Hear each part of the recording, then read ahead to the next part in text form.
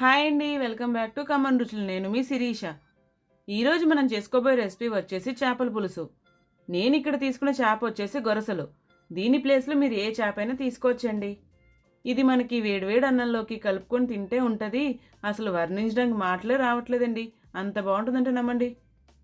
ఇది ఇప్పుడు ఎలా చేసుకోవాలో చూసేద్దాం. ముందుగా ఒక మిక్సీ జార్ తీసుకొని అందులో 1 టేబుల్ స్పూన్ ధనియాలు, 1/2 టేబుల్ స్పూన్ జీలకర్ర, 10 వెల్లుల్లి రెబ్బలు, 1 కప్పు ఉల్లిపాయ ముక్కలు వేసుకొని మెత్తగా మిక్సీ పట్టుకొని పక్కన పెట్టుకోవాలి.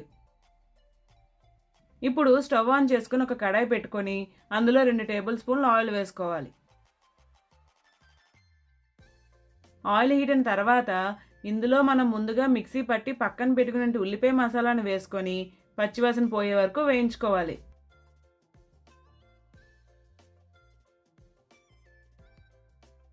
ఇప్పుడు ఇందులో 1/2 టీ స్పూన్ పసుపు, రుచికి సరిపడంత ఉప్పు, 2 టేబుల్ స్పూన్ల కారం వేసుకొని బాగా కలుపుకోవాలి.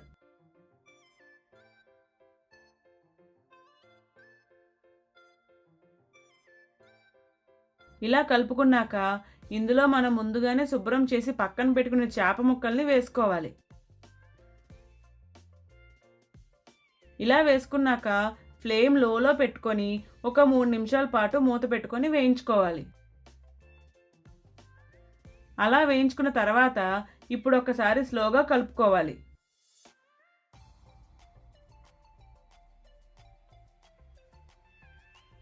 అలా కలుపుకున్నాక 1 కప్పు చింతపండు రసాన్ని వేసుకొని బాగా కలుపుకోవాలి. ఈ సమయంలోనే మీ పులుపుకి తగినంత వాటర్ని యాడ్ చేసుకోవాలి.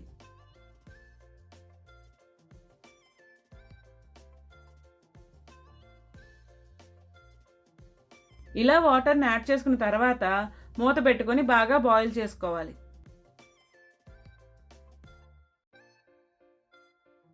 ఇప్పుడు ఇందులో 5 పచ్చిమిర్చి చీలికలు, కొద్దిగా కొత్తిమీర తరుగు వేసుకొని మూత పెట్టుకొని మరి కాసేపు మరిగించుకోవాలి.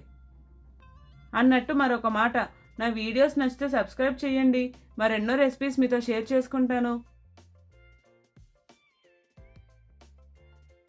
ఇలా 5 నిమిషాలకి ఆయిల్ అనేది ఈ విధంగా సెపరేట్ అవుతుంది. ఇలా ఆయిల్ సెపరేట్ అయ్యాక 1 టేబుల్ స్పూన్ ఫిష్ మసాలా పౌడర్ని వేసుకొని బాగా కలుపుకోవాలి. ఇలా కలుపుకున్న తర్వాత పులుసు కొంచెం దగ్గర పడే వరకు ఉడికించుకోవాలి. ఇలా దగ్గర పడిన తర్వాత కొద్దిగా కొత్తిమీర తరుగు వేసుకొని స్టవ్ ఆఫ్ చేసుకోవాలి. ఆ తర్వాత ఒక సర్వింగ్ బౌల్లోకి సర్వ్ చేసుకోవడమే. అంతేనండి, ఎంతో పుల్లపుల్లగా ఉండే గొరస పులుసు రెడీ. ఇది మీరు ట్రై చేసిన తర్వాత ఎలా వచ్చిందో నాకు కామెంట్ బాక్స్లో కామెంట్ చేయడం మర్చిపోకండి. అలాగే వెళ్లే ముందు నా ఛానల్ సబ్స్క్రైబ్ చేసి వెళ్ళొచ్చు కదా. అమ్మ వంట లైక్ చేయండి, షేర్ చేయండి, సబ్స్క్రైబ్ చేయండి, దాంతో చేయండి.